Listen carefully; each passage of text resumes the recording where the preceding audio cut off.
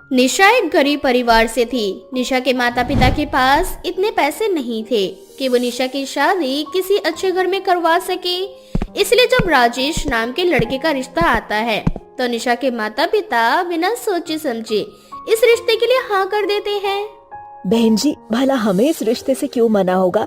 हम तो बस यही चाहते हैं कि हमारी बेटी जहाँ भी जाए बस खुश रहे, और हम जैसे गरीब से आप लोग रिश्ता जोड़ रहे हैं, मेरे लिए तो वही बहुत बड़ी बात है। बहन, मुझे ना तुम्हारी लड़की बहुत पसंद है और मुझे ऐसी ही लड़की चाहिए थी जो मेरे घर को, मेरे बेटे को संभाल सके।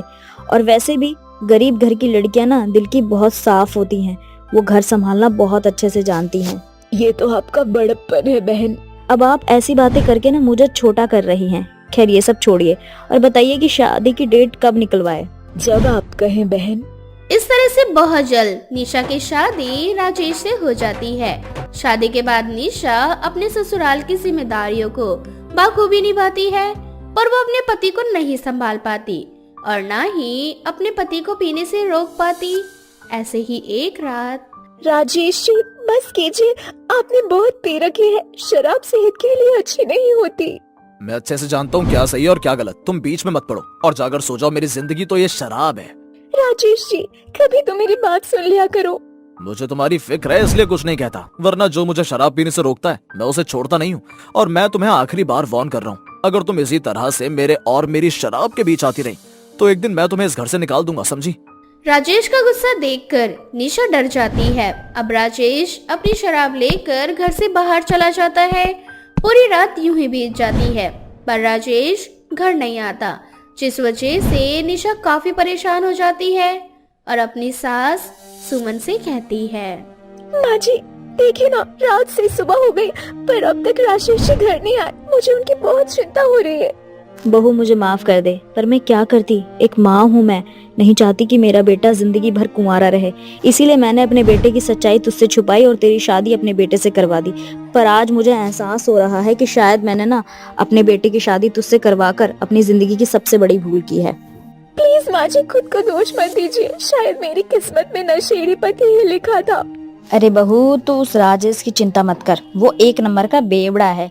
जब से तू आई है ना तब से वो हर रात को घर वापस आने लगा है, वरना जब तू नहीं थी तब वो 2-2, 3-3 दिन घर नहीं आता था। माँ जी अगर ऐसी बात है तो आप यकीन कीजिए, बहुत जल्दी मैं राजेश जी की शराब छुड़वा दूंगी। भगवान करे वो जल्दी आ जाए। इस तरह से निशा घर के कामों में लग जाती है। कुछ देर बाद निशा देखती है कि राजेश नशे में धुत घर में आ रहा है और वो आते ही बेहोश हो जाता है। बेहोश राजेश को देखकर सुमन डर जाती है और रोने लगती है। माँ जी जल्दी आइए, देखिए राजेश जी को क्या हो गया, ये बेहोश हो गए, उठ ही नहीं रहे। मुझे समझ में नहीं आता कि आखिर ये लड़का शराब पीना कब बंद करेगा। बहू तू डर मत, मुझे लगता है आज इसने ज्यादा पी ली है, इस वजह से ये बेहोश हो गया है। इसे चलकर कमरे में सुला देते हैं, कुछ देर बाद ये खुद होश में आ जाएगा। इतना बोलकर निशा अपनी सास के साथ राजेश को कमरे में सुला देती है। पूरा दिन बीत जाता है पर राजेश होश में नहीं आता और ऐसा पहली बार हुआ था। अब सुमन भी डर जाती है और अपनी बहू से कहती है, बहू मेरा दिल बैठा जा रहा है, आज से पहले ऐसा कभी नहीं हुआ। राजेश बहुत ज्यादा देर के लिए बेहोश हो चुका है, मुझे लगता है हमें डॉक्टर को बुलाना चाहिए। माँ जी ये आप क्या कह रही हैं, हमें अब देर नहीं करनी चाहिए, मैं अभी डॉक्टर को बुलाती हूँ। इतना बोलकर निशा जैसे ही डॉक्टर को बुलाने जाती है वैसे ही राजेश होश में आ जाता है और होश में आते ही शराब मांगने लगता है। बस कीजिए राजेश जी, आपको पता है आप सुबह से अब होश में आए और होश में आते ही फिर से शराब मांग रहे। मैं आपको शराब नहीं दूंगी, अब आप डिसाइड कर लीजिए, आपको अपनी शराब चाहिए या बीवी। क्या कहा तूने? मैं तुझमें या शराब में से किसी एक को चुनूं? तो सुन, मैं अपनी शराब को चुन लूंगा, तू होती कौन है मुझे रोकने वाली? तो अब आपकी बीवी भी शराब हो चुकी है। अगर आपको मुझसे प्यार ही नहीं था तो शादी भी नहीं करते, शराब से ही शादी कर लेते ना। निशा की बात सुनकर राजेश को गुस्सा आ जाता है और वो निशा पर हाथ उठा देता है। ये देखकर सुमन को बहुत गुस्सा आता है और वो अपने बेटे से कहती है, पता नहीं क्यों मैंने तुझ जैसी नशेड़ी औलाद को जन्म दिया। अच्छा होता अगर तू पैदा होने से पहले ही मर जाता। माँ तो अब तुम इस गरीब लड़की के लिए अपने बेटे को इस तरह से बातें कहोगी? भूल मत, ये गरीब लड़की इस घर की बहू है, तेरी बीवी है, और मैं बहुत ज्यादा खुश नसीब हूँ ऐसी बहू पाकर। बदकिस्मती तो मेरी ये है कि मैंने तुझ जैसी औलाद पैदा की। इतना बोलकर सुमन और निशा रोने लगती है और तभी राजेश को खून की उल्टियां होती है। खून की उल्टियां आता देखकर निशा बिना कोई देरी करे राजेश को डॉक्टर के पास ले जाती है, जहां राजेश और उसके परिवार को पता चलता है कि राजेश को कैंसर है। क्या कैंसर? माँ जी, राजेश जी को कैंसर है। डॉक्टर ने कहा है उनकी दोनों किडनी फेल हो चुकी है, उनके बचने की कोई चांसेस नहीं। अब हम क्या करेंगे? निशा, माँ आप दोनों रोइए मत, गलती मेरी है। आप दोनों ने कितना मुझे रोका पर मैंने आप दोनों की एक न सुनी। आज मुझे मेरे किए की सजा मिल रही है। इसीलिए हम तुझे शराब पीने से मना कर रहे थे। देख लिया दारू पीने का नतीजा। माँ, अब मेरे पास जितनी जिंदगी बची है उस कुछ दिनों की जिंदगी में मैं आप दोनों को दुनिया की सारी खुशियाँ दूंगा और शराब की तरफ देखूंगा भी नहीं। इस तरह से राजेश अपनी बची हुई जिंदगियों में खूब मेहनत करता है और अपनी माँ और निशा को जिंदगी की वो सारी खुशियाँ देता है जिसकी हकदार उसकी माँ और निशा होती है। राजेश जी, हम हमेशा से आपको ऐसे ही देखना चाहते थे। माफ करना निशा, मैं कभी तुम्हारे दर्द को समझ नहीं सका और जब समझा हूँ तो बहुत लेट हो चुका है। कितना अच्छा लग रहा है, लेकिन ये सोच के दिल बैठा जा रहा है कि मेरा बेटा अब कुछ ही दिनों का मेहमान है। काश तू कभी शराब को हाथ ही नहीं लगाता तो हमें ये दिन देखने को नहीं मिलते। माँ, तुम्हारे बेटे से बहुत बड़ी गलती हो गई है। भगवान मुझे उसी की सजा दे रहा है। बस तुम माफ कर दो ताकि जब मैं भगवान के पास जाऊँ तो उनके सभी सवालों के जवाब दे सकूं। नहीं राजेश जी, ऐसा मत कहिए, आपको कुछ नहीं होगा। अगर आपको कुछ हो गया तो मैं और माँ जी नहीं पाएंगे। राजेश बात कर ही रहा होता है कि तभी अचानक से उसकी तबीयत खराब हो जाती है। अब निशा और सुमन राजेश को हॉस्पिटल ले जाते हैं, पर हॉस्पिटल पहुंचने से पहले ही राजेश की मृत्यु हो जाती है। राजेश की मृत्यु के बाद निशा और सुमन बिल्कुल अकेले हो जाती है। सोनम अपने भैया भाभी के साथ रहा करती थी। सोनम की भाभी आए दिन सोनम को किसी न किसी बात को लेकर ताने दिया करती। वो अपनी ननंद सोनम को बिल्कुल भी पसंद नहीं किया करती थी। ऐसे ही एक दिन सोनम अपने भैया से कहती है, भैया मेरी सहेली की शादी है और मुझे उस शादी में जाना है। आप मेरे लिए एक अच्छा सा सूट ला दो ना। अच्छा ठीक है, मैं तेरे लिए सूट ला दूंगा। और कुछ भी चाहिए क्या तुझे? नहीं भैया, बस मुझे सूट चाहिए, बाकी सब कुछ है मेरे पास। इतना बोलकर सोनम का भाई अपने कमरे में चला जाता है। सोनम की भाभी दोनों भाई बहन की सारी बातें सुन लेती है और वे गुस्से से तनतनाते हुए अपने कमरे में आ जाती है और सोनम के भाई को फटकारते हुए कहती है, हाँ, बहन को सूट दिया जा रहा है, वह भी नया नया शादी में जाने के लिए, और मैं सारा दिन घर का काम करूं और बदले में मुझे क्या मिलता है? अच्छा, तो तुम्हें भी कुछ चाहिए? बताओ, अब तुम्हारी क्या इच्छा है? मेरी इच्छा ये है कि तुम सोनम को कुछ भी नहीं दिला रहे हो। अगर तुमने उसे दिला दिया ना तो मैं मायके चली जाऊंगी और फिर कभी भी नहीं आऊंगी। उसके बाद रहना तुम दोनों भाई बहन अकेले। अरे ये क्या बात हुई? अब सोनम को शादी में जाना है और वैसे भी मैंने उसे बहुत समय से कुछ नहीं दिया है, इसी बहाने मैं उसे कुछ दे भी दूंगा। अब माँ बाप के जाने के बाद उसका है ही कौन मेरे अलावा? फैसला आपके हाथ में है। आपको बहन चाहिए या फिर पत्नी? मैं चली जाऊंगी यहाँ से और फिर कभी वापस नहीं आऊंगी। सोनम अपने भैया भाभी की सारी बातें सुन लेती है। थोड़ी देर बाद जब सोनम का भाई अपने कमरे में अकेला होता है तब वहाँ सोनम आती है और अपने भाई से कहती है, अरे भैया, मुझे आपसे कुछ कहना था। हाँ बहन, बोल क्या हुआ? वो भैया, मैं कल अपना पुराना बक्सा खोल रही थी और मैंने देखा कि उसमें एक नया सूट रखा है और वो सूट मैंने कभी पहना नहीं, तो आप मेरे लिए सूट मत लाना क्योंकि मेरे पास सूट है। अच्छा, ये तो बहुत अच्छी बात है। चल ठीक है, तू यही सूट पहनकर शादी में चली जाओ। ऐसे ही दिन बीत जाते हैं और एक दिन सोनम की बहुत ज्यादा तबीयत खराब होती है। तभी उसकी भाभी उसके भाई की गैर मौजूदगी में उसे कहती है, ओ महारानी, मुझे नौकर समझा है क्या? इस घर का सारा काम मैं करूं और तुम आराम से बिस्तर तोड़ो। उठकर काम करो। भाभी, मेरी तबीयत बहुत ज्यादा खराब है और मुझसे काम नहीं होगा। अरे, कैसे नहीं होगा? जब खाना नहीं मिलेगा तो तुमसे सब कुछ होगा। उठकर शांति से घर का सारा काम करो, वरना मैं घर का एक काम नहीं करूंगी और तुम्हारे भैया आएंगे तो वे भूखे ही सोएंगे। इतना बोलकर सोनम की भाभी अपने कमरे में जाकर सो जाती है। ऐसे ही शाम हो जाती है। जब सोनम का भाई घर पर आता है तो देखता है कि घर का सारा काम ऐसे ही फैला हुआ है। वह गुस्से से अपनी पत्नी के पास जाता है और उसे कहता है, ये सब क्या है? घर में झाड़ू तक नहीं लगा। क्या सुबह से पूरा सामान फैला हुआ है? क्या कर रही थी तुम दोनों सुबह से? अब बोलूंगी तो तुम यही कहोगे ना कि मैं तुम्हारी बहन की बुराई करती हूँ। मेरी तबीयत ठीक नहीं थी। मैंने सोनम से इतना बोला कि सोनम घर का काम कर लो। मैंने सोनम से इतना बोला कि घर का काम कर लो थोड़ा। आज मेरी हालत नहीं है काम करने की। उसने मुझे ऐसे कड़वे शब्द बोले कि मैं तुम्हें बता भी नहीं सकती। चलो उसने जो कुछ भी कहा मैं उसे भूल भी जाऊं, लेकिन घर का सारा काम उसने छोड़ दिया। यहाँ तक कि मेरी तबीयत का भी नहीं पूछा उसने। सोनम का भाई गुस्से से सोनम के पास जाता है और उसे 2-4 बातें सुनाने लगता है और सोनम बेचारी दुखी हो जाती है और वह बीमारी की हालत में उसके घर का सारा काम करती है। वह अपनी भाभी की हरकतों से बहुत ज्यादा परेशान हो जाती है। ऐसे ही एक दिन सोनम की भाभी सोनम से कहती है, ओ महारानी, घर का नल खराब हो चुका है, तो जरा आप मटका उठाओ और गांव में जो नल है ना वहाँ से पानी भर कर लेकर आओ। सोनम मटका उठाती है और गांव के बने हुए नल के पास जाती है। वे देखती है कि वहाँ गंदगी में 3 नल बने हुए हैं। तीनों नल इतने ज्यादा गंदगी में होते हैं कि वहाँ कोई भी इंसान जा नहीं सकता। नल के आसपास बहुत ज्यादा कूड़ा करकट, कीचड़, जानवरों के मल वगैरह पड़े होते हैं। ये सब देखकर सोनम का मन अजीब सा हो जाता है। वे अपना मटका उठाती है और गांव के कुछ नल ढूंढने की कोशिश करती है, लेकिन उसे कोई भी नल सही नहीं मिलता। फिर वो दोबारा उसी 3 गंदे नल के पास जाती है। उसे मजबूरी में नल के आसपास सफाई करनी पड़ती है। साफ सफाई करने के बाद नल के आसपास का एरिया बिल्कुल साफ हो जाता है और वहाँ का माहौल बहुत खुशनुमा हो जाता है।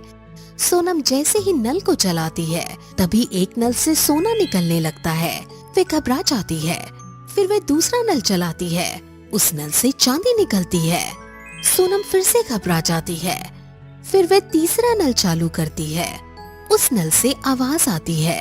वह नल सोनम से कहता है, सोनम, तुम्हारा बहुत बहुत शुक्रिया। आज तुम्हारी वजह से हम तीनों नल श्राप मुक्त हुए हैं। हम तीनों नल को एक साधु द्वारा श्राप दिया गया था। हम तीनों नल जादुई नल हैं। हम अपनी मर्जी से पानी नल से निकालते हैं और कभी अपनी मर्जी से पानी नहीं भी निकालते हैं। ऐसे ही एक दिन एक साधु बहुत प्यासे थे। वह हम तीनों नल से पानी निकालकर पीने की कोशिश करते हैं, लेकिन हम तीनों अपनी मर्जी से अपने नल से पानी नहीं निकालते। वे समझ गए थे कि हम कोई आम नहीं है, इसलिए उन्होंने हमें श्राप दे दिया था और उनके श्राप से हमारे आसपास हमेशा गंदगी रहती थी। कभी भी कोई भी हमारे पास नहीं आता था और उन्होंने कहा था कि हम श्राप मुक्त तभी होंगे जब कोई व्यक्ति हमारे आसपास सफाई करेगा और वह जैसे ही साफ सफाई करेगा हम श्राप मुक्त हो जाएंगे। हमारी जादू हमें वापस मिल जाएगी। तो आज तुम्हारी वजह से ही हमें हमारी जादुई शक्ति वापस मिली है। इसलिए हम तुम्हें बदले में सोना, चांदी और जो तुम चाहती हो हम वह तुम्हें देना चाहते हैं। मैं बस इतना चाहती हूँ कि मेरे घर का माहौल बहुत अच्छा हो जाए। मेरी भाभी मुझे माँ जैसा प्यार देने लग जाएं। उनके व्यवहार में बदलाव आ जाए। वे मुझसे बहुत नफरत करती हैं, इसलिए मुझे मेरी भाभी से माँ जैसा प्यार चाहिए। मुझे सोना या चांदी या फिर पैसे कुछ भी नहीं चाहिए। मुझे बस मेरे भैया भाभी का प्यार चाहिए, उनका साथ चाहिए। यही मेरे लिए असली दौलत है। थोड़ी देर बाद सोनम घर आती है। तभी उसकी भाभी उससे कहती है, अरे सोनम, कहाँ थी तुम? मुझे तुम्हारी चिंता होने लगी थी। चलो मुंह हाथ धो लो और खाना खा लो। भाभी के व्यवहार में बदलाव देखकर सोनम समझ जाती है कि ये कमाल जादुई नल का है, तो खुशी से अपनी भाभी को गले लगा लेती है। जिसके बाद सोनम की भाभी के व्यवहार में बहुत बदलाव आता है। वह अपनी ननंद को अपनी बेटी की तरह प्यार देती है और इस तरह हंसी खुशी सोनम और उसके परिवार का जीवन आगे बढ़ता है। राजीव एक बड़े से होटल में काम किया करता था और उसी ने पूरे होटल की जिम्मेदारी भी संभाल रखी थी। परंतु फिर भी उसकी सैलरी नहीं बढ़ रही थी। इसी बीच राजीव को कुछ इमरजेंसी हो जाती है, जिस वजह से वह 2 दिन होटल नहीं जा पाता। और जब वह तीसरे दिन होटल में जाता है तो होटल का मालिक चिल्लाते हुए राजीव से बोलता है, तो मिल गई हमारे सर को फुर्सत, आखिर आ ही गए वो 2 दिनों बाद होटल में। पर मालिक, मैंने तो आपको बताया था ना कि मेरी माँ की तबीयत बहुत खराब है और इसी वजह से मैं 2 दिन होटल नहीं आ पाया। फिर आप इतना भड़क क्यों रहे हैं? मुझसे पूछता है कि मैं भड़क क्यों रहा हूँ? अरे तेरी वजह से मेरा नुकसान हुआ है।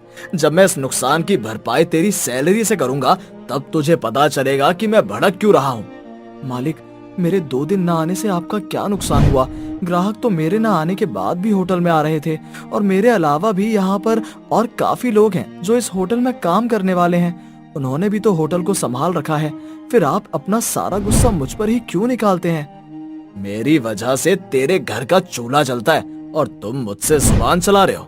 मैं इस होटल का मालिक हूँ, तुम्हारा मालिक हूँ। अब तुम मुझे नहीं बताओगे? बस बहुत हो गया मालिक, मैं इतने सालों से यहाँ काम कर रहा हूँ पर अब तक आपने मेरी सैलरी नहीं बढ़ाई। सब चीज महंगी हो रही है पर सैलरी नहीं बढ़ रही। मेरा घर कैसे चल रहा है वो मैं ही जानता हूँ और आज तो हद ही हो गई। अब मुझे आपके यहाँ काम नहीं करना है। और एक बात, आपकी वजह से मेरे घर का चूल्हा नहीं चल रहा बल्कि मेरी वजह से आपके घर का चूल्हा चल रहा है। आपके पूरे होटल को मैंने संभाल रखा है। जब से मैं आपके होटल में आया हूँ मैंने पकवान बनाने शुरू किए हैं, तब से आपके होटल ने नाम कमाया है।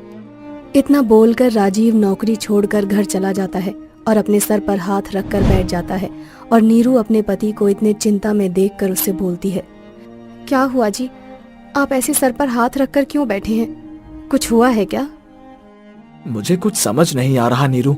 आज मेरे मालिक से मेरी लड़ाई हो गई और मैंने वो नौकरी छोड़ दी। अब मुझे समझ नहीं आ रहा कि अब मैं घर का खर्च और माँ का इलाज कैसे कराऊंगा। आप चिंता क्यों करते हैं? जो होता है अच्छे के लिए होता है। देखिए आज मुझे क्या मिला। क्या मिला? चलिए मैं आपको दिखाती हूँ। इतना बोलकर नीरू राजीव को अपने साथ अनाज भंडार में लेकर जाती है और उसे बड़ी सी कढ़ाई और तेल दिखाती है। ये देखकर राजीव नीरू से बोलता है, इतनी बड़ी कढ़ाई और तेल तुम्हें किसने दिया नीरू? आज दिन में माँ को कोई दवाई देकर जैसे ही मैं खाने के लिए बैठी तभी एक घायल अवस्था में बाबा आए। मैंने अपना खाना छोड़कर पहले उनकी सेवा की और उन्हें खाने को दिया, जिसके बाद वो मेरी सेवा भाव से काफी प्रभावित हुए और बदले में उन्होंने मुझे ये कढ़ाई और तेल दिया और उन्होंने मुझसे कहा, फ्लैशबैक। बेटी, तुमने मेरी सेवा की है और मुझ भूखे को खाने के लिए दिया। मैं तुम्हारे इस सेवा भाव से बहुत खुश हुआ, इसलिए मैं तुम्हें ये जादुई कढ़ाई और तेल देता हूँ। ये जादुई कढ़ाई और तेल मेरे तप का परिणाम है।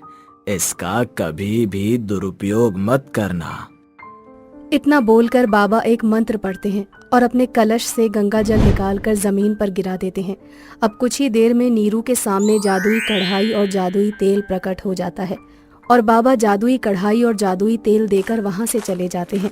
अब जब आपने नौकरी छोड़ दी है तो मैंने भी सोच लिया है कि हम अपने इस हुनर का अब अच्छे से इस्तेमाल करेंगे और खुद के लिए हम इस जादुई कढ़ाई और जादुई तेल की मदद से अपना खुद की एक छोटी सी दुकान खोलेंगे। तुम सही बोल रही हो नीरू। अब बहुत जल्द इस जादुई कढ़ाई और तेल की मदद से मैं तरह तरह के पकवान बनाकर बेचूंगा और मेरे पास ग्राहकों की भीड़ लग जाएगी। साथ ही मैं अपनी दुकान कहीं और नहीं बल्कि उसी होटल के सामने खोलूंगा। जब मेरी दुकान उस होटल से ज्यादा चलेगी तब मेरे मालिक को पता चलेगा कि उसने कितने अच्छे काम करने वाले व्यक्ति को खोया है। अब राजीव बिल्कुल ऐसा ही करता है और वो कुछ पैसे उधार लेकर उस होटल के सामने अपनी छोटी सी दुकान खोल लेता है और जादुई कढ़ाई की मदद से तरह तरह के पकवान बनाता है। अब राजीव उस जादुई कढ़ाई से जब भी कुछ बोलता वो जादुई कढ़ाई और जादुई तेल आइटम को फटाफट बनाकर राजीव के सामने पेश करते थे। अब राजीव जिस भी पकवान का नाम लेते ही वो पकवान अपने आप कढ़ाई में बनने लग जाता और इसी तरह से अब राजीव की दुकान पर ग्राहकों की भीड़ लगी रहती थी।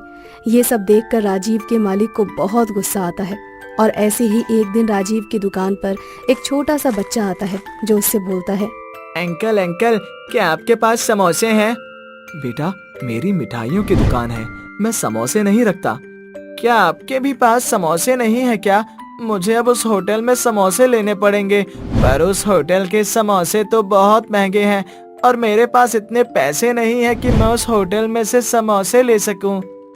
उस बच्चे को उदास देख राजीव को अच्छा नहीं लगता और राजीव उस बच्चे से बोलता है, बच्चे, मुझे सिर्फ 10 मिनट दो, मैं अभी तुम्हारे लिए गर्मा गर्म समोसे बना देता हूँ। इतना बोलकर राजीव अंदर आ जाता है और कढ़ाई से बोलता है, हे जादुई कढ़ाई और तेल, मेरी दुकान पर एक बच्चा आया है, उसे समोसे चाहिए। मैं चाहता हूँ कि तुम उस बच्चे के लिए गर्मा गर्म समोसे तुरंत बना दो। राजीव के इतना बोलते ही उस कढ़ाई में समोसे अपने आप छनने लग जाते हैं, परंतु ये सब राजीव का पुराना मालिक देख लेता है और उसे पता चल जाता है कि जादुई कढ़ाई और तेल की मदद से राजीव का व्यापार धीरे धीरे तरक्की कर रहा है। जिसके बाद शाम को जब राजीव अपनी पत्नी के साथ घर में सो रहा होता है, तब राजीव का मालिक आकर उसकी जादुई कढ़ाई तोड़ देता है और उसके जादुई तेल को नाले में फेंक देता है, जिस वजह से उस जादुई तेल और जादुई कढ़ाई की सारी शक्तियां खत्म हो जाती हैं। अगली सुबह जब राजीव ये सब कुछ देखता है तो वो अपनी बीवी नीरू से बोलता है, नीरू, हमारी कढ़ाई किसी ने तोड़ दी है और हमारा तेल भी फेंक दिया है। नीरू, अब हमारे पास जादुई कढ़ाई और तेल नहीं रहा, अब हम फिर से गरीब हो जाएंगे। कितनी मुश्किलों से मैं तरक्की पर पहुंच रहा था। आप चिंता मत कीजिए, मैं उन बाबा के पास फिर से जाऊंगी और उन्हें सारी बात बताऊंगी। मुझे पूरा यकीन है वो बाबा मेरी मदद जरूर करेंगे। इतना बोलकर नीरू राजीव के साथ उस बाबा के पास जाती है और उन्हें सारी बात बताती है। साथ ही उनसे दोबारा से जादुई कढ़ाई और जादुई तेल मांगती है, जिस पर बाबा उनसे बोलते हैं, राजीव, बिना जादुई शक्तियों के तुमने उस होटल को तरक्की के 7वें आसमान पर पहुंचाया था, और अब जब तुम्हारी खुद की बारी है तो तुम एक जादुई कढ़ाई और तेल की मदद लेना चाहते हो। तुम्हें खुद निर्भर बनना पड़ेगा। आखिर कब तक तुम जादुई कढ़ाई और तेल की मदद लेते रहोगे? इंसान को कभी भी किसी चीज पर इतना निर्भर नहीं होना चाहिए। बाबा की बात सुनकर राजीव को हौसला मिलता है और वो ठान लेता है कि अब वो बिना किसी जादू के मदद से अपनी दुकान को चलाएगा। जिसके बाद वो आत्मनिर्भर होता है और साधारण कढ़ाई और तेल में अपने पकवान को बनाता और उन्हें बेचता। इस तरह से राजीव कुछ ही महीनों में अपना खुद का बहुत बड़ा होटल खोल लेता है और उसकी दुकान पर हर समय भीड़ ही रहती थी।